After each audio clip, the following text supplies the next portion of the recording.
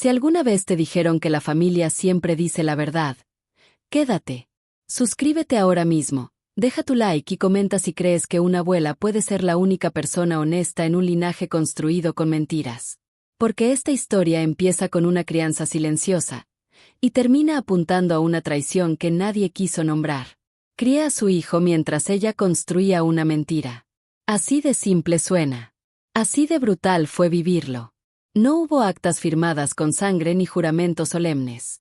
Solo un niño dejado en mis brazos una tarde cualquiera, con una mochila demasiado ligera para una despedida definitiva. Ella dijo que volvía pronto. Dijo que era por trabajo. Dijo que era temporal. Dijo tantas cosas que el eco de sus promesas aún rebota en las paredes de esta casa. Yo asentí. Siempre asentí. Porque una abuela no pregunta cuando le dejan un nieto. Una abuela abre la puerta, calienta la sopa y aprende a dormir con un oído despierto. Yo aprendí a reconocer su respiración en la madrugada, a saber cuando una pesadilla venía antes de que él gritara. Aprendí a leerle los silencios, a coserle los botones, a inventar respuestas cuando preguntaba por su madre. Al principio, las llamadas llegaban. Cortas. Rápidas. Con prisa. Luego, llegaron los mensajes. Después, solo fechas prometidas que nunca se cumplieron. Y mientras ella construía su vida lejos de aquí, yo construía la suya sin darme cuenta. No le dije que su madre había elegido no estar. Le dije que estaba ocupada, que lo amaba, que volvería. Mentí, para protegerlo. O eso me repetía frente al espejo cuando la culpa me apretaba la garganta. Porque hay mentiras que se cuentan con ternura, y verdades que se esconden para que no maten. Él creció llamándome abuela con una naturalidad que dolía y sanaba al mismo tiempo. Me llamaba cuando tenía fiebre, cuando se caía, cuando el mundo era demasiado grande. Yo firmé autorizaciones, asistí a reuniones escolares, aprendí nombres de maestros y materias que nunca pensé volver a pronunciar. Yo estuve cuando perdió su primer diente. Yo estuve cuando preguntó por su padre y nadie tuvo el valor de responder. Ella no estuvo. Pero su nombre sí. Su nombre colgaba en el aire como una promesa sin cuerpo. Una madre ausente convertida en mito. Y los mitos, lo aprendí tarde, son armas peligrosas. Porque cuando crecen, exigen ser creídos. El día que regresó fue como si alguien hubiera abierto una ventana en invierno. Entró con una sonrisa ensayada, ropa nueva, historias pulidas. Traía regalos caros y abrazos medidos. Yo la vi mirar a su hijo como se mira algo que te pertenece, pero ya no conoces. Él la miró con curiosidad, no con amor. Y eso la hirió más que cualquier reproche. Yo me hice a un lado. Como siempre. Porque una abuela sabe cuándo ocupar espacio y cuándo desaparecer. Ella dijo que venía a ordenar las cosas. Dijo que ahora sí estaba lista. Dijo que había hecho todo por él. Yo guardé silencio. Porque el silencio también puede ser una forma de guerra. Las semanas siguientes fueron una coreografía incómoda. Ella jugando a ser madre. Yo corrigiendo rutinas sin corregirla a ella. Él observando. Siempre observando. Los niños ven más de lo que dicen. Y él ya no era tan niño. Una noche, lo escuché preguntar algo que me heló las manos. ¿Por qué mi mamá no sabe cómo me gusta la comida? No respondí. No esa noche. A partir de ahí, las grietas comenzaron a abrirse solas. Pequeñas.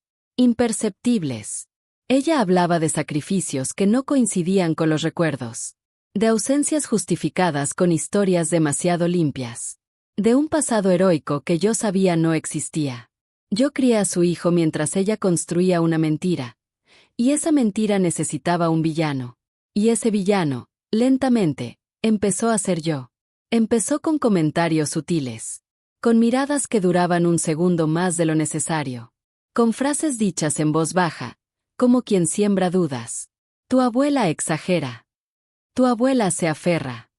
Tu abuela no quiere soltar. Yo seguí cocinando. Seguí despertándolo para la escuela. Seguí siendo constante. Porque la constancia no hace ruido, pero deja huellas profundas. Si hasta aquí ya sentiste el nudo, suscríbete ahora. Porque lo que viene no es un enfrentamiento directo. Es algo más lento. Más picante. Más peligroso. La primera vez que él me miró con desconfianza, entendí que la mentira había avanzado. No gritó. No reclamó. Solo preguntó fechas. Preguntó nombres. Preguntó por qué algunas historias no encajaban. Yo respondí con verdades incompletas. No por cobardía. Por amor. Porque sabía que la verdad completa iba a romper algo que tal vez no se podría recomponer. Ella, en cambio, hablaba sin frenos. Y cuanto más hablaba, más se enredaba. Hasta que un día, sin quererlo, dejó escapar una frase que no debía. Una fecha que no cuadraba. Un lugar que yo conocía demasiado bien. Él la miró. Luego me miró a mí.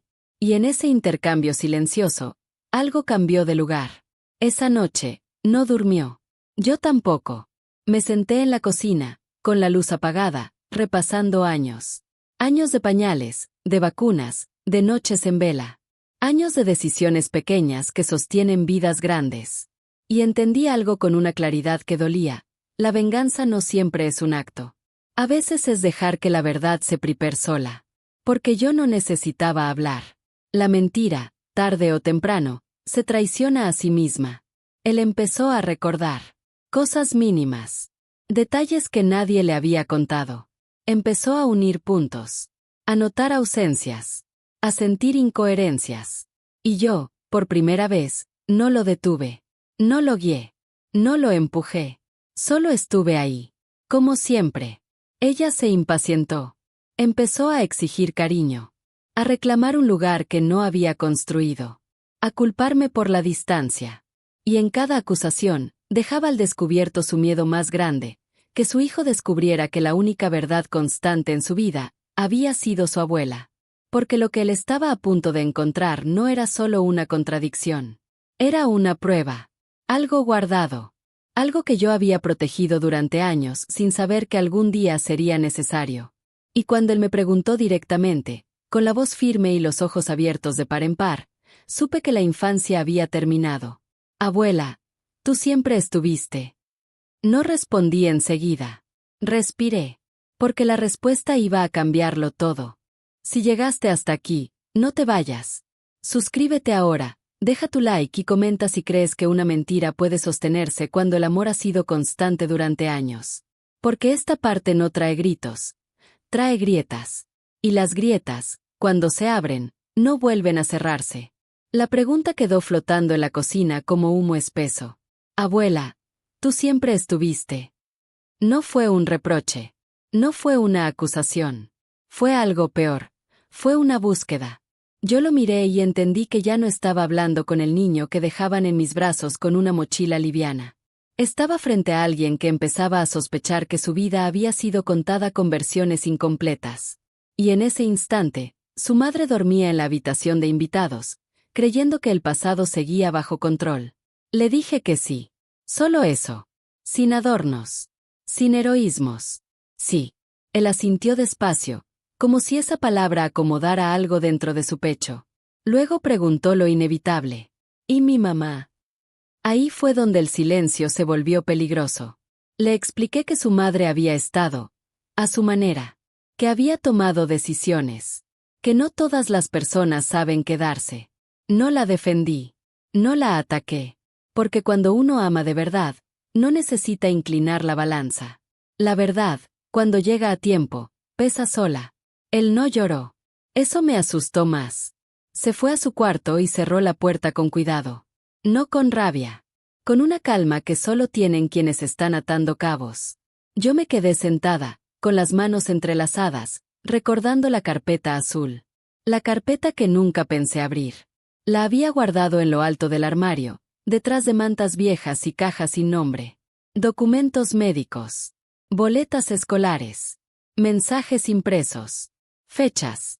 Pruebas pequeñas que, juntas, contaban una historia imposible de negar. No las guardé por venganza. Las guardé porque alguien tenía que recordar. A la mañana siguiente, ella bajó tarde. Traía esa sonrisa que se usa cuando se quiere controlar una escena. Preparó café como si siempre lo hubiera hecho. Se sentó en su lugar como si lo hubiera ganado. Él la observaba. Ya no con curiosidad. Con distancia. Ella habló de planes. De mudanzas. de recuperar el tiempo perdido. Usaba el plural como quien se apropia de una vida ajena. Yo seguí sirviendo pan. Porque alguien tenía que mantener la normalidad mientras todo se desarmaba por dentro. ¿Recuerdas cuando me llevabas a la escuela?, preguntó él de pronto. Ella dudó. Apenas un segundo. Pero fue suficiente. Claro, respondió. Y mencionó un uniforme que nunca usó. Un camino que jamás recorrió. Una maestra que no existía. Yo sentí el temblor antes que él. La mentira había mordido su propia cola. Él no la corrigió. Solo guardó esa información como quien guarda una pieza clave. Después de desayunar, salió sin despedirse. Dijo que iba a caminar. Ella lo dejó ir, segura de que seguía teniendo el control. Me miró con ese gesto que mezclaba reproche y advertencia. No tienes que confundirlo, me dijo en voz baja. Confundir. Después de años de silencio. No respondí. Porque responder habría sido aceptar su juego. Ese día, él no volvió a la hora de siempre. Regresó con los ojos enrojecidos, pero la espalda recta. Traía algo en la mano. Una bolsa vieja, arrugada. Dentro había papeles que no eran míos, pero tampoco de ella. Había ido a la casa donde vivió su madre durante esos años. Había preguntado. Escuchado. Había encontrado versiones que no coincidían con la suya. Vecinos que recordaban ausencias largas. Personas que jamás vieron a un niño ahí. Ella se dio cuenta de que algo había cambiado cuando él dejó de llamarla mamá ese día. No fue inmediato. No fue dramático. Fue silencioso. Empezó a llamarla por su nombre. Eso la quebró. Esa noche, discutieron. No gritaron. Pero las palabras fueron cuchillos bien afilados. Yo escuché desde el pasillo. Ella se defendía con justificaciones. Con cansancio. Con victimismo. Él hacía preguntas simples. Directas. Sin emoción. Como un juez cansado de escuchar excusas. Y entonces pasó. Ella dijo algo que no podía desdecirse. Algo que revelaba que siempre supo que yo era la constante. Que siempre confió en que yo sostendría lo que ella había abandonado. Lo dijo como si fuera lógico. Como si no doliera. Sabía que contigo estaría bien. Ahí entendí que su mentira no era solo abandono. Era comodidad. Él salió del cuarto sin decir nada. Caminó hasta la sala. Se sentó frente a mí. Y por primera vez, me pidió algo. Tú tienes algo que pueda ayudarme a entender. Fui al armario. Saqué la carpeta azul. No se la entregué de inmediato. La dejé sobre la mesa, cerrada. Porque abrirla significaba cruzar una línea que ya no tendría regreso. Él la miró como se mira una puerta que lleva años cerrada. Cuando estés listo, le dije. Detrás de nosotros. Ella observaba. Ya no con superioridad. Con miedo. Porque en ese momento, lo supo. La venganza no iba a venir de mí. Iba a venir de la verdad que ella misma había dejado crecer.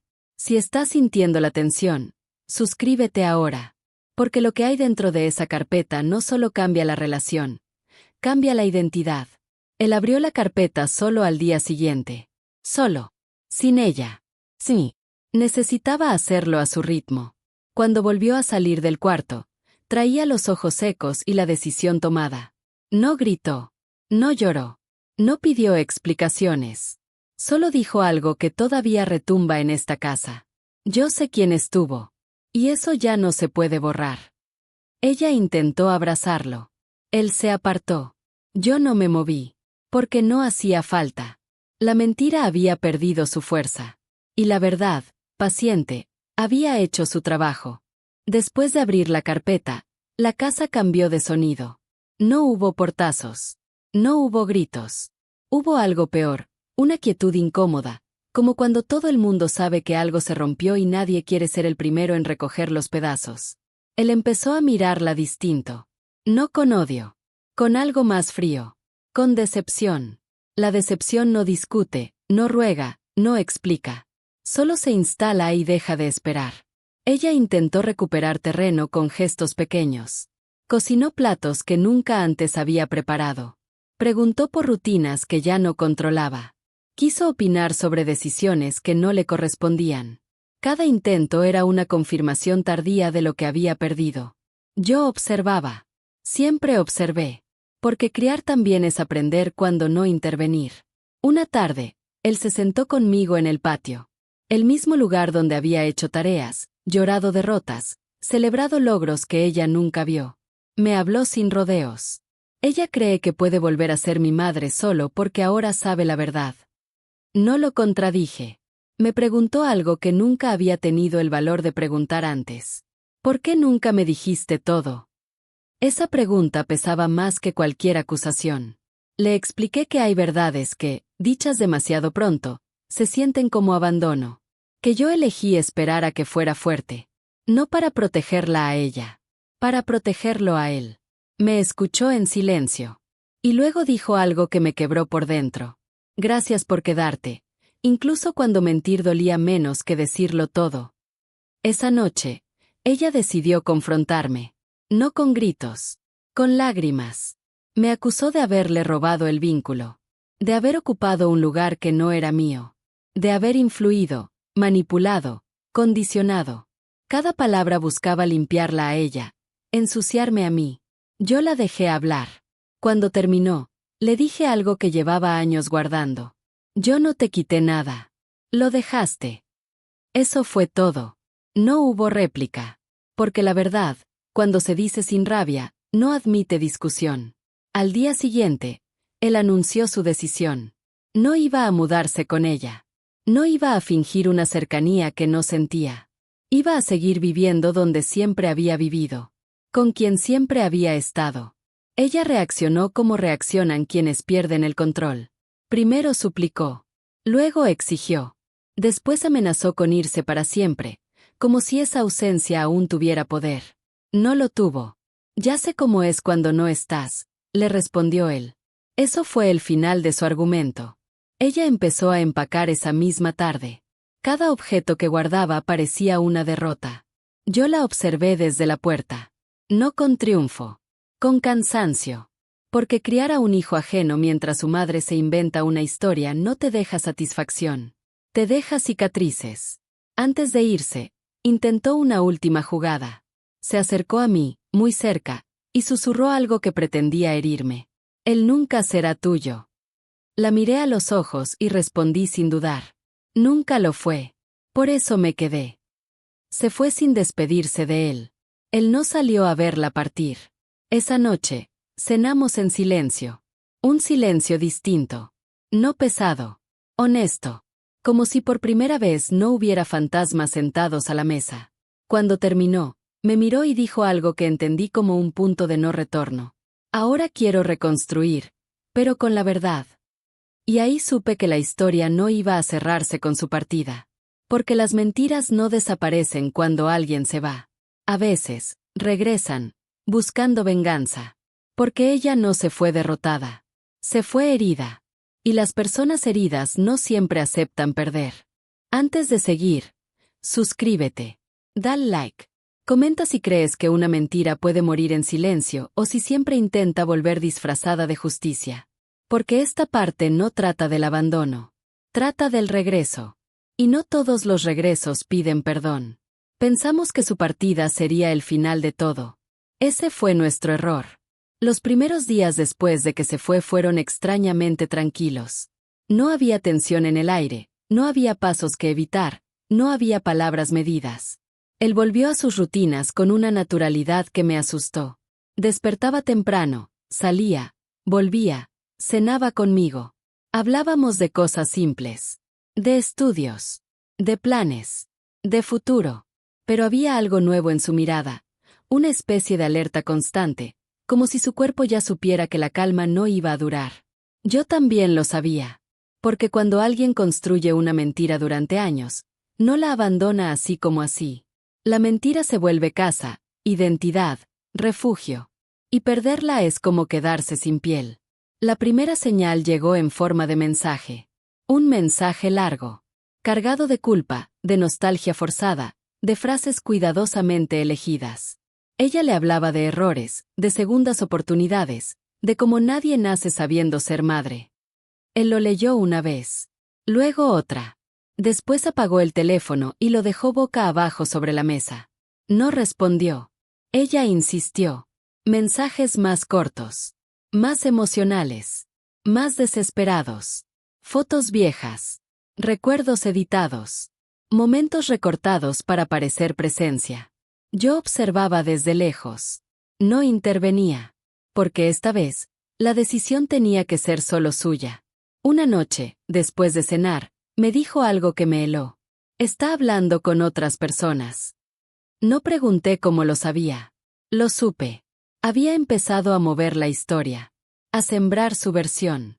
A presentarse como la madre a la que le robaron el hijo. A insinuar manipulación, control, dependencia. A dibujarme a mí como una sombra invasiva. Una abuela que no supo soltar. La mentira evolucionaba. No era nueva. Era una actualización. Él empezó a recibir llamadas de familiares lejanos. Personas que nunca estuvieron. Voces cargadas de juicio. Preguntas disfrazadas de preocupación. ¿No crees que está siendo duro? Al final, es tu madre. Las abuelas no deberían reemplazar. Yo escuchaba fragmentos desde la cocina. Cada palabra era una piedra lanzada desde lejos. Sin contexto. Sin historia. Sin noches en vela. Una tarde, volvió más tarde de lo habitual. Se sentó frente a mí y apoyó los codos sobre la mesa. «Quiere llevar esto más lejos», dijo. Ahí entendí. No buscaba reconciliación. Buscaba control. Ella quería formalizar su relato. Dejarlo escrito. Legal. Incuestionable. Empezó a hablar de derechos. De custodia tardía. De lo que le correspondía. Como si el amor fuera una deuda que se cobra con papeles. Esa noche, no dormí. Me levanté antes del amanecer y volví al armario. A la carpeta azul. La abrí completa por primera vez en años. Leí cada documento con ojos nuevos. Ya no como una abuela protegiendo recuerdos, sino como alguien que entiende que la verdad, si no se defiende, puede ser enterrada por una versión más ruidosa. Había fechas, firmas, constancias, mensajes donde ella agradecía que yo me hiciera cargo. Audios antiguos. Todo aquello que alguna vez fue una prueba silenciosa, ahora podía convertirse en un ancla. Cuando él despertó, yo ya estaba sentada en la mesa. Le dije que ella no iba a detenerse, que la mentira no iba a desarmarse sola, que, si quería, yo estaba dispuesta a acompañarlo, pero que esta vez, la decisión debía ser consciente. Me miró largo rato. No quiero destruirla, dijo. Pero tampoco quiero que me destruya a mí. Esa frase marcó el rumbo. Aceptó escuchar a un abogado. No para atacar, para protegerse. Cada paso que daba lo alejaba más del niño que esperaba. Se estaba convirtiendo en alguien que entendía el precio de la verdad. Ella reaccionó rápido. Publicaciones ambiguas. Frases sobre traiciones. Sobre sacrificios no reconocidos. Historias donde ella siempre era la que daba todo y perdía más. Nunca decía nombres. No hacía falta. El mensaje estaba claro. Alguien me envió una captura. No la abrí. No porque no me doliera, sino porque ya no tenía que demostrar nada. Una semana después, pidió verlo. En persona. Él dudó. Yo no opiné. Porque sabía que, si iba, necesitaba verla con los ojos abiertos. No como madre. Como lo que realmente era. Alguien defendiendo una versión de sí misma. Volvió tarde esa noche. No dijo nada al entrar. Se sentó. Respiró hondo. Y entonces habló. No pidió perdón, dijo. Pidió que yo entendiera. Entender. Sin asumir. Comprender. Sin reparar. Le había dicho que todo era culpa mía. Que yo la había desplazado. Que yo había manipulado. Que yo había sembrado distancia. Que yo había sido constante para dejarla mal parada. Cuando terminó de contarme, agregó algo que no esperaba. Dijo que tú me necesitabas más de lo que yo te necesitaba a ti. Eso sí dolió. No porque fuera cierto, sino porque revelaba su última carta. Dividir. Ponerlo a elegir. Hacerlo sentir responsable. Convertir el amor en una carga. Él me miró con una firmeza nueva. No voy a elegir entre ustedes, dijo. Voy a elegir la verdad. Y en ese momento supe que la mentira había cometido su error final. Porque cuando alguien que creció en el silencio decide hablar, ya no hay historia que pueda taparlo. Pero ella no había terminado. Aún no. Porque lo que hizo después no fue público. Fue íntimo. No fue legal. Fue emocional. Y puso a prueba algo que yo creía inquebrantable. Antes de continuar, suscríbete, deja tu like y comenta si crees que el amor verdadero resiste incluso cuando la sangre intenta manipularlo. Porque esta parte no habla de pruebas ni de versiones. Habla de algo más peligroso, la culpa. Y la culpa, cuando se usa bien, puede destruir más que una mentira. Después de aquella conversación, él cambió. No de forma brusca. No de forma evidente. Cambió por dentro. Seguía con sus rutinas, seguía hablando conmigo, seguía viviendo en la misma casa. Pero había algo nuevo en sus silencios. Ya no eran espacios de reflexión. Eran cargas. Cargas que no sabía dónde dejar. Ella había sembrado la semilla correcta. No lo atacó. No me atacó directamente. Atacó la idea de deuda. Empezó a llamarlo tarde en la noche. No siempre hablaba. A veces solo lloraba. Otras veces respiraba del otro lado del teléfono. Le decía que estaba sola. Que había perdido todo. Que nadie la entendía. Que sentía que su vida se había detenido el día que se fue. Como si la ausencia hubiera sido una condena y no una elección. Y él escuchaba. No porque le creyera todo, sino porque todavía le dolía que fuera su madre. Una noche, lo encontré sentado en el borde de la cama, con el teléfono apagado en la mano. Dice que está enferma, murmuró. No pregunté de qué. Supe que esa palabra era un anzuelo. La enfermedad siempre llega cuando la mentira se queda sin caminos. Me dijo que se sentía atrapado, que no quería volver atrás, pero tampoco quería cargar con la idea de haberla destruido. Que sentía que, si ella se rompía del todo, sería su culpa. Ahí entendí el verdadero peligro. No era que ella volviera. Era que él empezara a olvidarse de sí mismo para salvarla. Me senté a su lado. No como abuela. Como alguien que ha vivido lo suficiente para reconocer una trampa emocional. Le dije algo que nunca pensé decirle. No eres responsable de la vida que ella eligió vivir. No lo convencí. Pero lo sembré. Días después, ella apareció sin avisar. No tocó la puerta. Golpeó. Fuerte. Insistente. Él se quedó inmóvil. Yo fui quien abrió. Estaba más delgada. Más pálida. Más frágil. O al menos eso parecía. Porque la fragilidad también puede ser un disfraz aprendido. Me pidió hablar conmigo. A solas. Acepté. Nos sentamos frente a frente como dos personas que ya no podían fingir respeto. No hubo insultos. No hubo reproches directos. Solo frases cargadas de veneno suave. Me dijo que lo estaba perdiendo. Me dijo que yo lo había condicionado. Me dijo que él no sabía vivir sin mí. Ahí fue cuando lo dijo. Si tú no hubieras estado, él habría sido mío. No levanté la voz. Le respondí despacio. Si yo no hubiera estado, él habría estado solo. Eso la desarmó, porque no había contraargumento para la soledad. Se levantó, furiosa, y gritó algo que nunca olvidará. Le robaste a mi hijo. Y entonces él apareció en el pasillo. Había escuchado todo. No gritó. No lloró. No tembló. La miró como se mira algo que finalmente se comprende. No, dijo. Ella me sostuvo cuando tú te fuiste. Esa frase fue el golpe final. Ella intentó acercarse. Él dio un paso atrás. Y ahí ocurrió lo que nadie esperaba. Ella confesó. No todo. Pero lo suficiente. Dijo que se había ido porque no pudo. Porque la maternidad la ahogaba. Porque la vida que quería no incluía responsabilidades. Porque pensó que podía volver cuando quisiera. Y todo seguiría intacto. Dijo que nunca imaginó que él crecería sin necesitarla. Eso fue lo que la destruyó. No haber fallado, sino haber sido innecesaria. Él la escuchó en silencio. Luego dijo algo que cerró la herida. Aunque doliera. No me fallaste por irte. Me fallaste por creer que podías volver cuando te convenía. Ella se fue llorando. Esta vez, No volvió a escribir. Pasaron semanas. Luego meses. La calma regresó, pero no era inocente. Era una calma consciente. Él empezó a vivir con más firmeza. A decidir sin culpa. A construir sin miedo. Una tarde, mientras tomábamos café, me dijo algo que selló todo.